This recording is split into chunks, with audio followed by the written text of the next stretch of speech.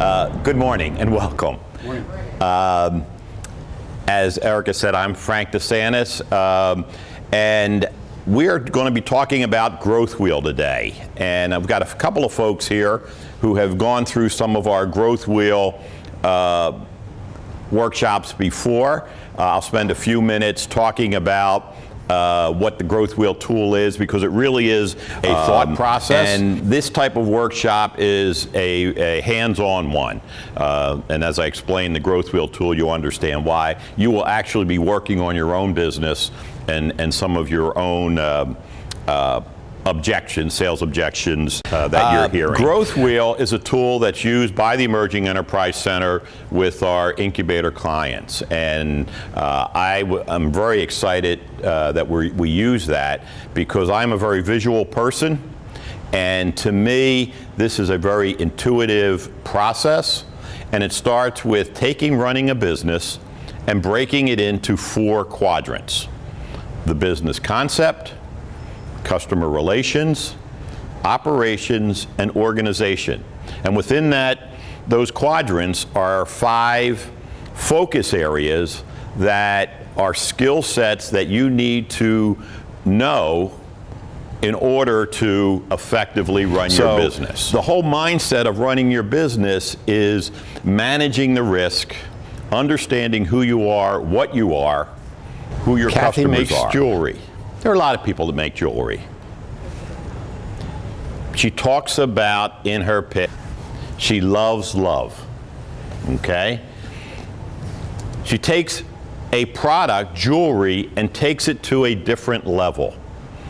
It's not about the jewelry. It's about the love.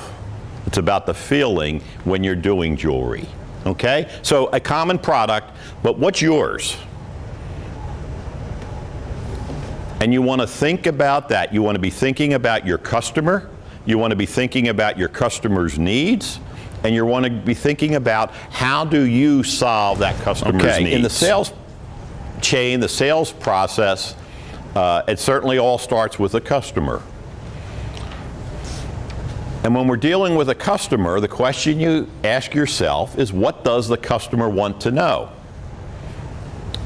Here again, it's not everything you know, because you're the expert, but what do they need to know? You need to know it all. You need to know all that detail down at the bottom. Depending on your customer, the segment they're in, certain information may be more important than other. You need to have all the information. But what do they need to know? On a general basis, most customers, I'd say all customers, have some questions about you as the supplier, about the product, about the price, and about the risk. So it's that discovery piece of asking the questions helps you understand what their needs are. Remember, we said you have all the information at the bottom.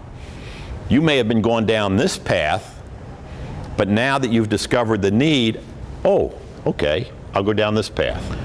So, you know, the question you want to ask yourself, and as we're doing objections today, you'll want to be thinking about this.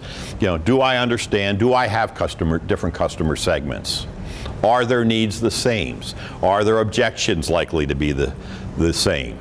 The better you can plan in advance, the better you can anticipate what those objections are, the better prepared you can be to handle those as they come up. And then lastly, in this section, it's what am I learning? How do I incorporate that for in future presentations? We've talked about. Can I ask a question? I don't know if this is really going to be covered today, but I'm hoping maybe we can touch on it. Yep. Sometimes when you're in the middle of the sales process, you recognize that while you don't have. We can talk about it right now. Anybody? Because I see a couple of heads nod. Yeah, I have plenty of customers who it's just like I start talking to them and I can just tell, like I can make a video for them, but it's just like they don't have their priorities. You have to trust your instinct, especially initially. And if you get that little alarm in your head that's not the right time for you.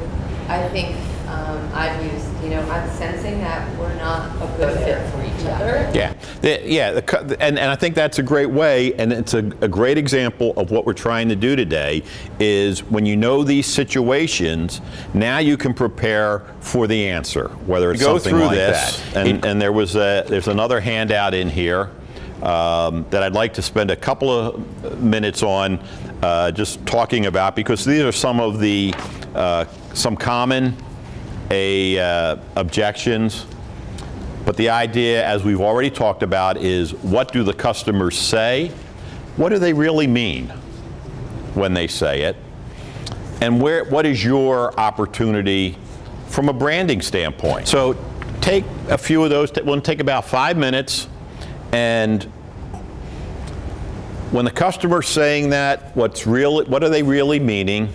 And how do you break through that? I have a networking thing at 11:30. Okay.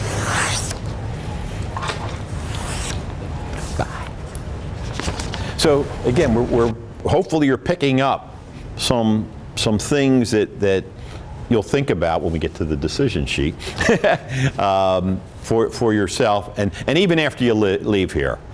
These workshops are not designed to be comprehensive. It's designed to start you thinking along a process, and to go home and have it rattle around in your brains and start thinking of opportunities to incorporate stuff that you got in here. It's all either in your head or in your heart about your business, and making it clear, concise, compelling to your audience. So it's knowing your audience.